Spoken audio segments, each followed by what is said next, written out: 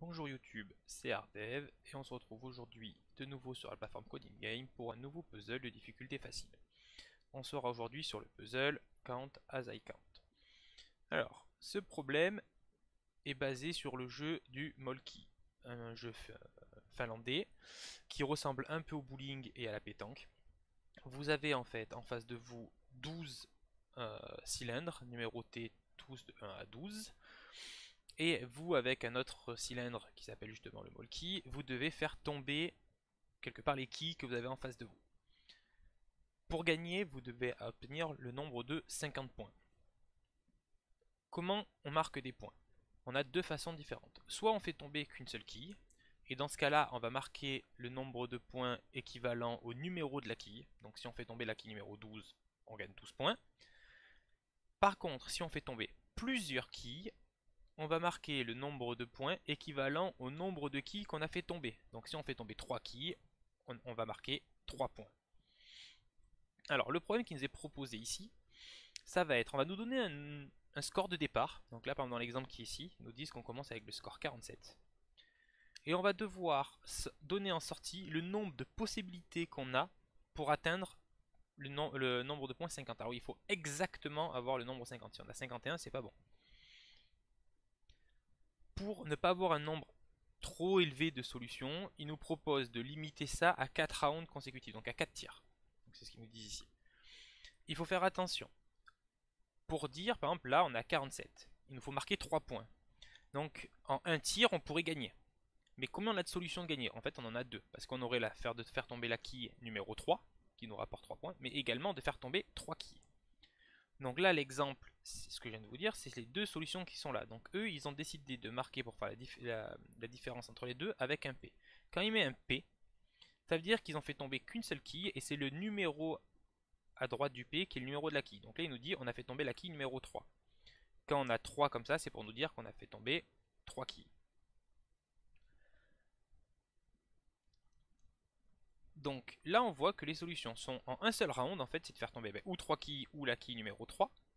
En deux rounds, ça serait de faire au premier tour faire tomber la quille numéro 1, puis ensuite deux quilles, ou la quille numéro 2, puis ensuite deux quilles puis la quille numéro 1. Et vous voyez que ça redouble ici. Donc en fait, on peut aller très très vite dans des nombres de solutions très élevés. Alors on est parti pour... Donc là c'est ce qu'on vient de vous expliquer. Il nous dit, donc en entrée il nous donne un nombre n qui est le score initial. Donc là c'était 47 par exemple. Et en sortie, ils ne veulent pas qu'on détaille les solutions, mais uniquement qu'on leur donne le nombre de possibilités pour atteindre 50. En 4 rounds maximum. Sinon on considère que c'est perdu. Alors comment on va pouvoir réaliser ça? Donc déjà, là on récupère le score de départ. On va modifier tout de suite. Le score de départ nous intéresse finalement très peu, puisque ce qui nous intéresse réellement, c'est ce qui nous manque. Donc ce qui nous manque, c'est ce qu'on a, c'est 50 moins le score de départ. Donc,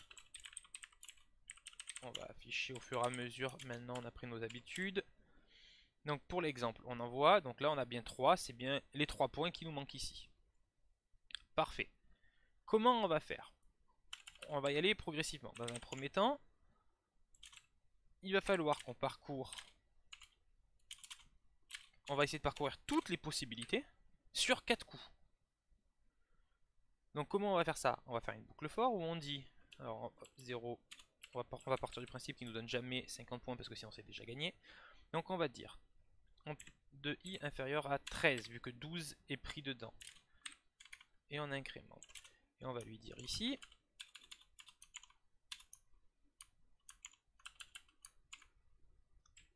ok.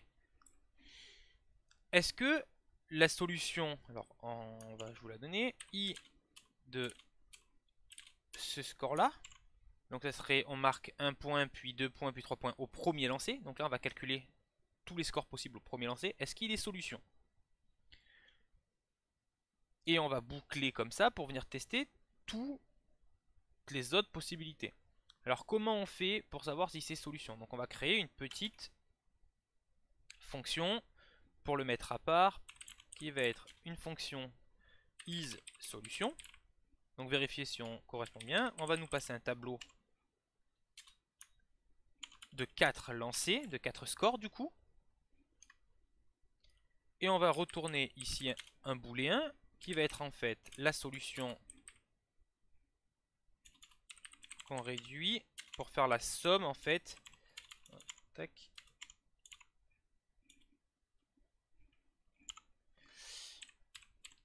Pour faire la somme de ces valeurs. Et on vient vérifier par rapport au score manquant. Si la somme de ces valeurs est égale au score manquant, alors le tableau que je viens d'envoyer de lancer est une solution viable. Donc ça on n'a pas besoin, et ça on sait qu'on n'a pas besoin. Ok, donc ici, qu'est-ce qu'on va faire tout de suite? On va lui dire si... Donc quel tableau on a là? Là on a le tableau, on est sur les premiers lancers, donc les autres lancers ils sont à 0. Donc si ce tableau là est solution, donc on va appeler la fonction isSolution, où on va pas lui passer en paramètre ce tableau là. Si le tableau est solution, alors on va stocker toutes les solutions dans un premier temps dans un autre tableau. Solution. On l'initialise, c'est un tableau. Et ici, du coup, ce qu'on fait, c'est qu'on dit à solution, on push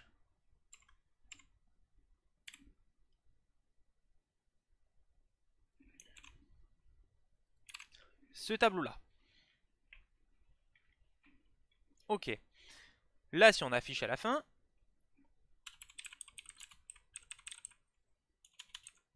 on va afficher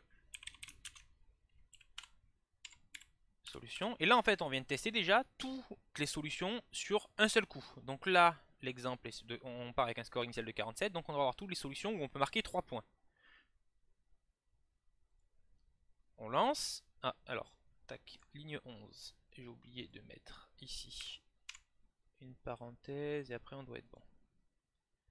Donc qu'est-ce qu'il me sort? Il me dit, il faut que tu marques 3 points au premier coup, puis 0, puis 0, puis 0. On viendra après sur le nombre de calculs de solutions directement. Mais là on sait que si on marque 3 points au premier lancer, puis 0, puis 0, puis 0, c'est une solution qui est viable pour obtenir les 50 points. Ok. Maintenant il va falloir qu'on boucle pour aller vérifier sur les nombres de lancers jusqu'à 4. Parce que là on l'a fait que sur un lancer. Donc comment on peut faire? Donc on va faire une deuxième boucle avec une deuxième variable qui va commencer à 1, qui va être inférieur à 13, qui va s'incrémenter. Et qu'est-ce qu'on va faire dans celle-là? On va lui dire, ben déjà, est-ce que la nouvelle est solution? Donc celle-là, c'est quoi? On a toujours... Hop, tac, I, sauf que là, c'est plus 0, c'est J. Donc là, si on affiche,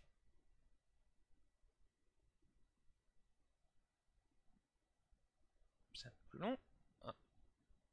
Il y a quelque chose qui fait qu'il n'est pas sorti de la boucle. J'ai oublié ici de remplacer le I par J. Là, on voit déjà qu'ils nous disent qu'il y a 3 solutions possibles. Donc toujours la première, en un coup de faire 3. Mais aussi la solution de faire 1 puis 2 points, ou 2 points puis 1 point. Ok, on va aller voir plus loin maintenant.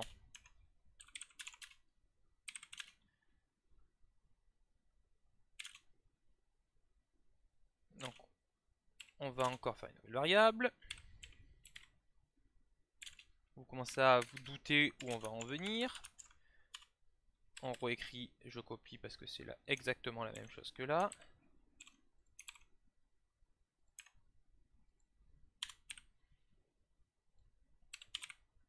Et là, on est sur 3 coups. On va copier ça tout de suite, qu'on va recoller ici. Alors, on va juste indenter correctement pour bien voir. Et on va faire tout de suite sur 4 coups avant d'afficher. Vous avez compris le principe maintenant.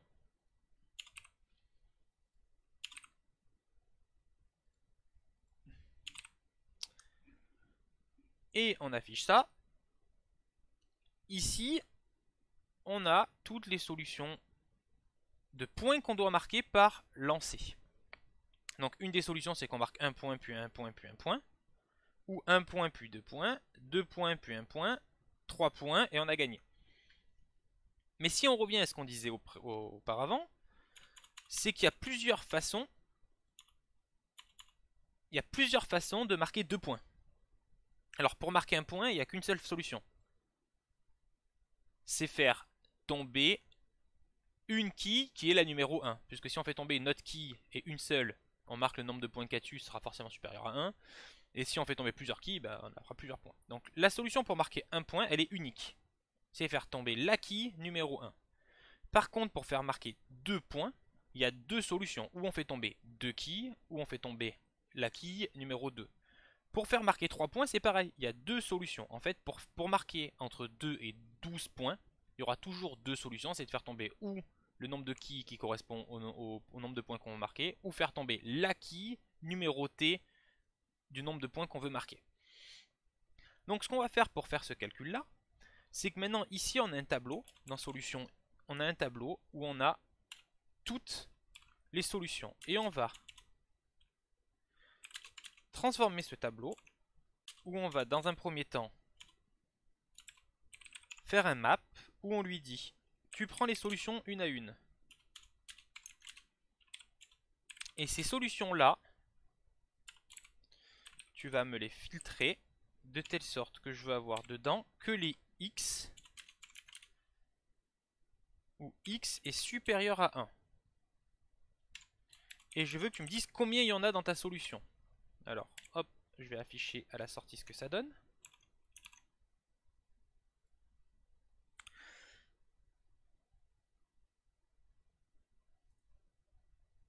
Tac, tac, tac. Alors, attendez, hop, j'indente correctement ici pour bien qu'on voit.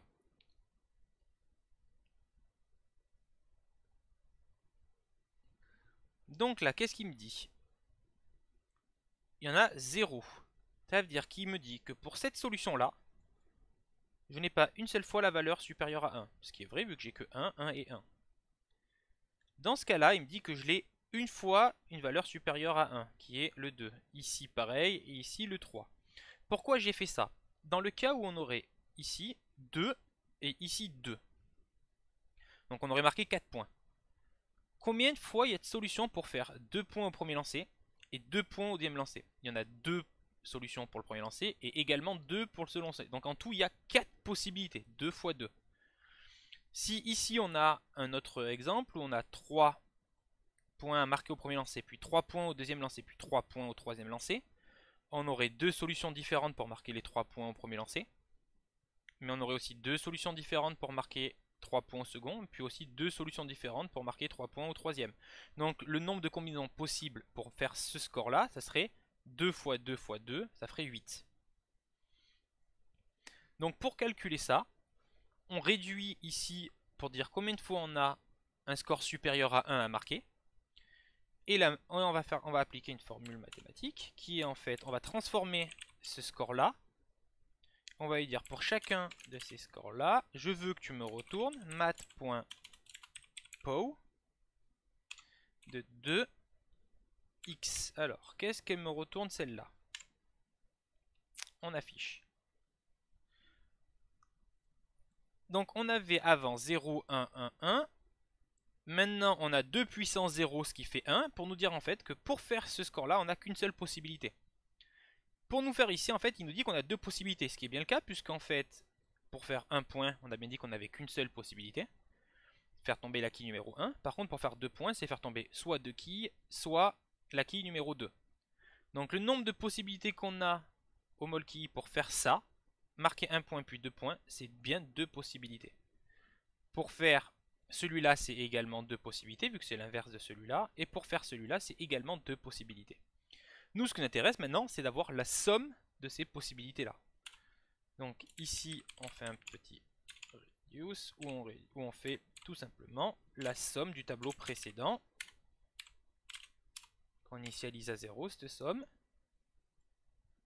Donc là, on a bien 7. Et en fait, ici, maintenant, c'est notre sortie qu'on a. Console log. On peut supprimer l'exemple qui est là-haut. Et là, on voit qu'on a bien fini le puzzle. Ok. Il y a deux choses qui m'interpellent quand je vois un code comme ça. De 1, ici, je vais venir tester beaucoup de solutions. Puisque ici, je vais venir en tester 12 cas différents, fois 12 cas différents, fois 12 cas différents, fois 12 cas différents.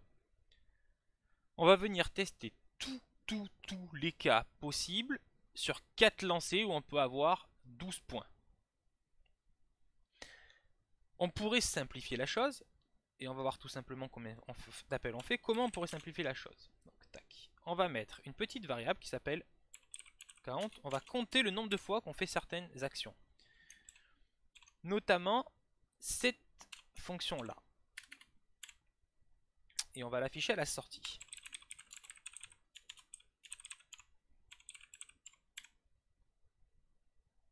Et on va prendre que pour le cas très élevé, par exemple, ici. On vient tester 22 620 solutions. Et on voit qu'on a le nombre de solutions qui étaient à trouver, c'était 16 552. Donc on se dit, c'est pas trop loin. Ok, par contre, pour un exemple tout petit,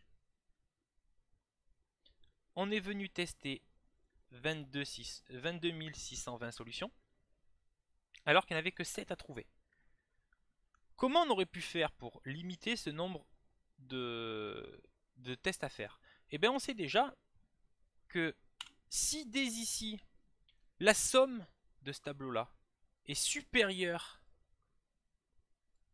au score qui manque, ça ne sert à rien d'aller plus loin. C'est-à-dire que si à notre premier lancer, on marque un score différent de 1, 2 ou 3, il n'y a plus de solution derrière, puisque si on marque 4, on a déjà dépassé le score qu'on veut.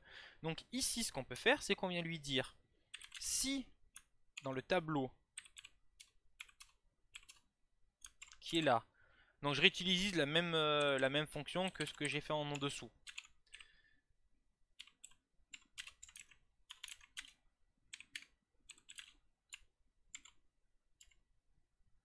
Donc si ça, c'est supérieur à ça, alors tout de suite on peut dire break, ne continue pas à faire les exécutions, ça ne sert à rien. Donc là on voit qu'on avait fait 22 620 tests pour tout tester. En fait si on fait ça déjà, on vient de passer de 22 000, quasiment 23 000 tests à moins de 6 000 tests. Parce qu'on vient de pas tester toutes les solutions qui font que le premier lancer commence par 4, 5, 6, 7, 8, 9, 10, 11, 12, multiplié par 12, 12 et 12. Et on va prendre ce test là et on va le rajouter pour chaque. Alors rien que pour la première c'est déjà très impactant. Pour les autres ça va devenir de moins en moins impactant puisque vu que c'est des boucles imbriquées dans les uns dans les autres, la première condition qui est tout en haut était celle qui allait être le plus impactant sur le test. Donc bien penser à rajouter ici quand on fait le copier-coller pour pas que ça fausse K et L. Et on voit que maintenant pour cette solution là, ben en fait on a testé que 7 solutions pour en avoir 7. Si on vient tester ici, on a testé, alors attention, on a testé 7 solutions, parce que là ça va interpeller du monde, on a testé 12 000 solutions, on en a 16 000 qui sont bonnes. N'oubliez pas que le nombre de solutions qu'on teste là, il manque ce petit calcul là, là on calcule le nombre de scores qu'on a besoin d'obtenir. Sachant qu'un score peut être obtenu de plusieurs façons différentes dans ce jeu là. C'est ce qui nous permet de remettre en question là. Ne pas oublier ça. Quand on voit qu'on a testé 7, c'est pas les 7 bonnes conditions, les 7 bonnes solutions qu'on a testées. Réellement, on n'en a que 4 qui sont bonnes. Vu qu'il y en a une, c'est le 1-1-1 qui est unique, et après on en a 3 autres où on peut les avoir de 2 façons différentes. Donc là, c'était une première optimisation. On est pas mal. Moi, il y a encore un truc qui me chagrine, c'est là. On voit qu'on fait beaucoup de fois la même chose. Donc on va réutiliser un autre principe qu'on a déjà vu sur un autre puzzle, qui est la récursivité. Donc on va créer une petite fonction.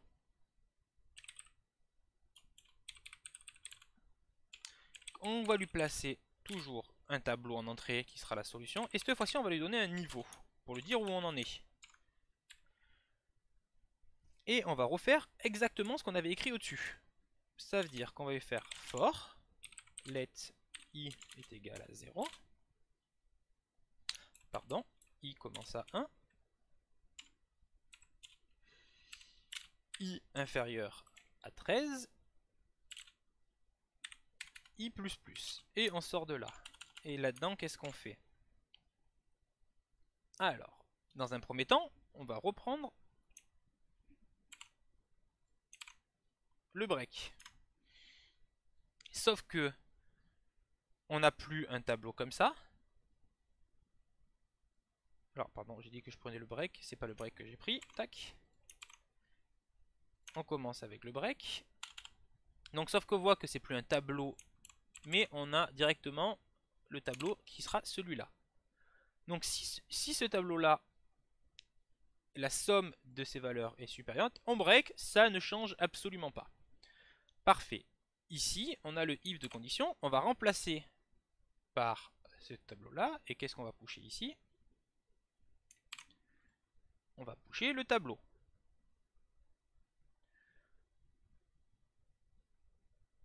On va voir que ça posera problème plus tard. Par contre, maintenant, on va avoir deux choses à faire pour la récursivité. Ici, il va falloir qu'on fasse évoluer le tableau. Donc, pour faire ça, on va dire que solution ici. Donc, le level va nous permettre de dire quelle valeur on fait changer, au niveau de quel lancer. Et on va lui affecter à tour de rôle le valeur de la boucle. Donc ici, quand je vais appeler cette fonction, qu'est-ce que je vais lui passer en entrée? Je vais lui passer un tableau qui a comme valeur de départ celui-là et de niveau 0. Rappelez-vous, on commence avec un index à 0. Quand on va arriver ici, il va dire ok, je suis de level 0. Donc je vais venir solution 0, donc celui-là, et je vais lui mettre 1. Et c'est ces solutions-là, donc on va tester 1, 0, 0, 0. Au tour d'après, il va arriver, il va venir voir pour 2. Donc on va tester 2, 0, 0, 0, puis 3, ainsi de suite, jusqu'à 12, 0, 0, 0. Parfait. Il ne manque plus qu'une chose. Vous voyez qu'on a bouclé à l'intérieur pour pouvoir venir tester tous les autres. Donc comment on va réaliser ce tour-là? C'est que tant que level est inférieur à 3, vu qu'on ne veut pas aller plus loin, on va rappeler calcul de solution, où on va lui passer en paramètre le tableau dans lequel on est en train de travailler, et on va juste lui dire le level, tu passes au level suivant. Et là on va boucler, donc on va voir ce que ça va, on va voir la sortie. Donc on va supprimer tout ça, on n'en a plus besoin, on a besoin plus que de ce code là.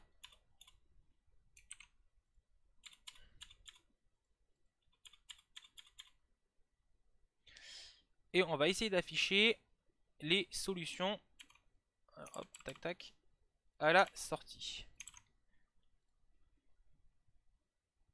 Ah, on a un truc qui est bizarre. Alors, qu'est-ce qui se passe? On voit que le tableau des solutions, il nous ressort une seule solution qui est celle-là. Alors, c'est pas très parlant là-dessus, parce qu'on a le break. On va enlever le break ici, pour qu'il nous fasse tous les tests. C'est pas très parlant non plus, malheureusement. Qu'est-ce qui se passe? En fait, ce qui se passe, c'est qu'on passe un tableau. Donc, une référence. Du coup, quand on lui push le tableau là, quand on va le modifier, lui aussi est modifié. Donc en fait, ici on va faire une copie de ce tableau. Et comment on fait une copie de ce tableau? On crée un nouveau tableau où on lui dit rajoute ces éléments dedans. Et on va faire la même chose ici. Et là, à la sortie, on a bien 7. Donc tout est bon. On peut supprimer ça. Et on peut retenter sur tout le puzzle. Et on est bon. Donc voilà. Une nouvelle fonction récursive qu'on avait pu voir il y a quelques temps. Le puzzle, ça s'y appliquait pas trop pour bien comprendre ce que c'est. Là, c'est vraiment très parlant. Et on se retrouve demain pour un nouveau puzzle. Alors on va soumettre, vérifier avant de se quitter que c'est bien valide, plus que des fois ça ne passe pas. Ce n'est pas tout à fait le même test. Donc là on voit que c'est tout validé. ça sera tout pour aujourd'hui.